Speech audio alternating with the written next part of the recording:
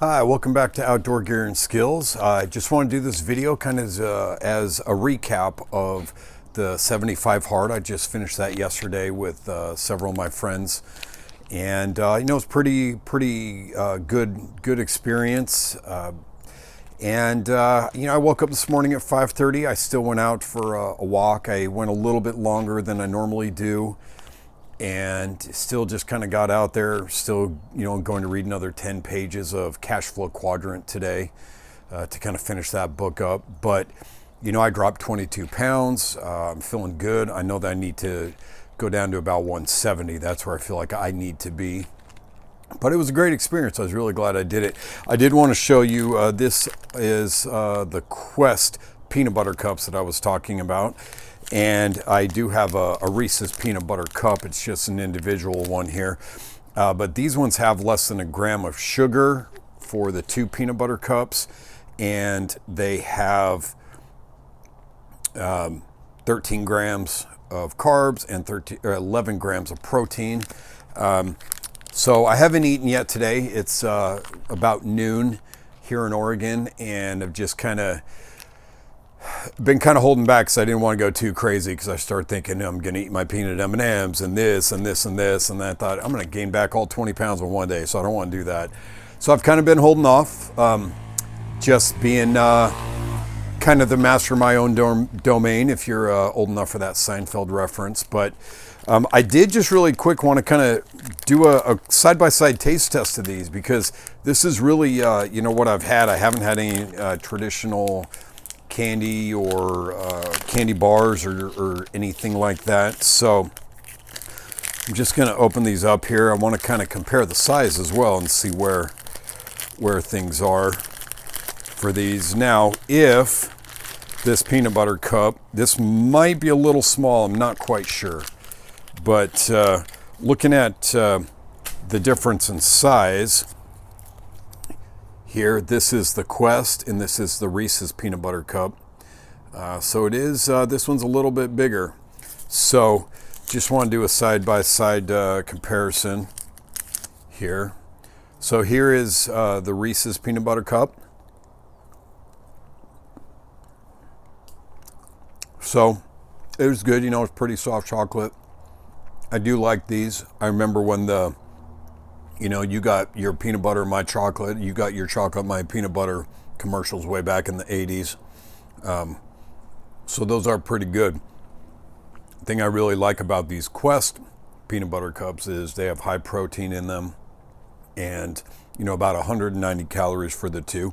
And, they're a little bit bigger. So on this one,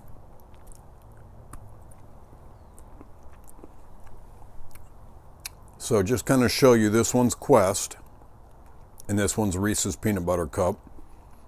Chocolate's a little bit thicker here, a little bit larger size. Peanut butter tastes about the same, pretty comparable there. So the Quests are a little more expensive. They're just a little bit short of twice as expensive. But, over the last 2.5 months doing the 75 hard, I've kind of gotten to the point where a lot of my sugar cravings and all that are really diminished over the 75 days.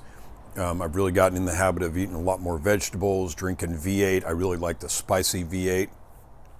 I choose V8 over the different generic brands because they have higher servings of vegetables, per 8 ounces.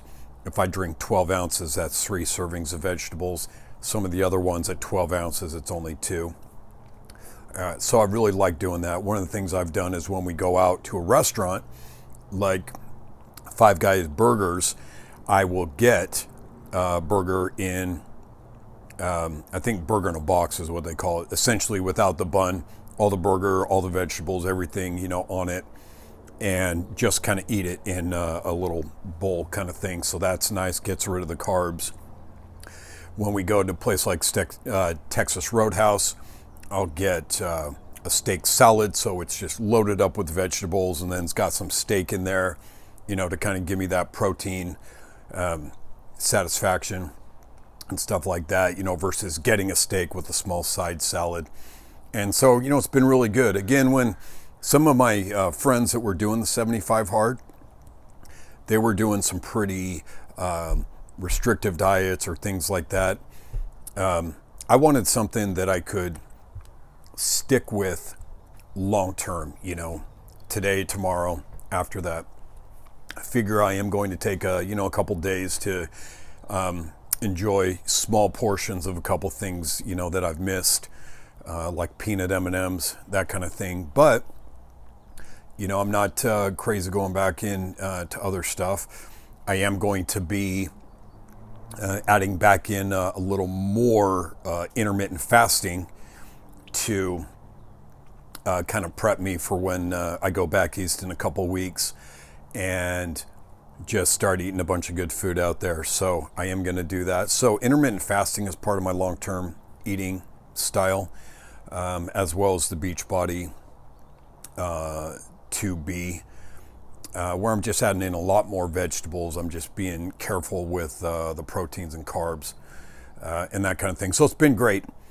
The 75 hard, just to recap, you are supposed to take a picture every day to show your progress, read 10 pages of a nonfiction book.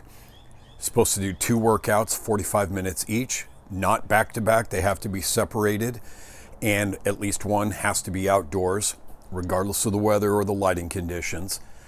And so for me, I was walking in the snow when I was in Utah a couple times, walking here in the rain in Oregon, and then trying to think what I just missed as I got off on that little sidebar there. Follow a diet. No alcohol. For me, I didn't do carbonation. I don't drink, so the alcohol wasn't a problem, but I did want to throw something in there kind of with that. So for me, I did no carbonation. I'm still going to, try to hold to that for the most part. Thankfully, I've got a Rockstar Lemonade as a good backup that's not carbonated. So that's an issue for another day.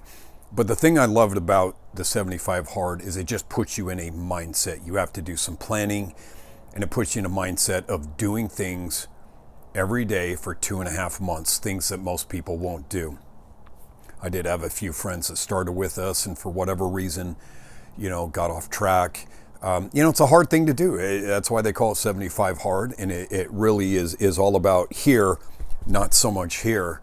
But when you change the mind, your body's going to follow based on those principles. Great book by Andy Frisella. I would recommend that book as well. I did read that during my 75 hard the first month.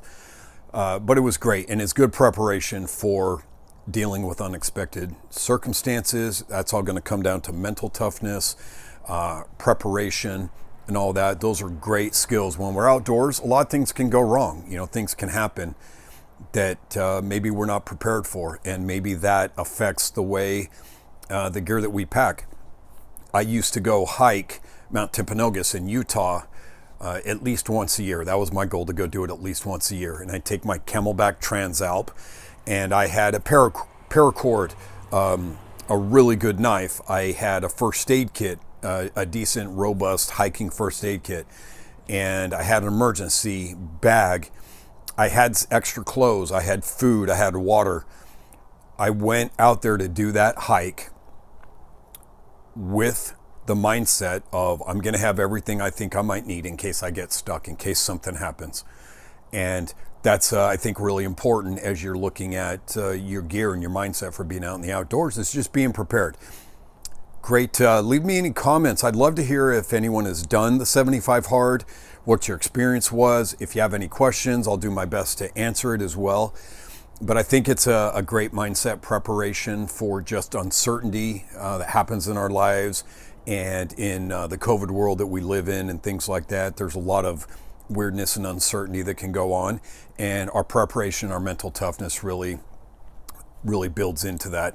So thanks for watching. I'm going to go finish off these and grab a couple peanut M&Ms for lunch with my vegetables and ham sandwich. Thanks for watching. We'll hope to hear from you soon. Get out there and enjoy the woods and be safe.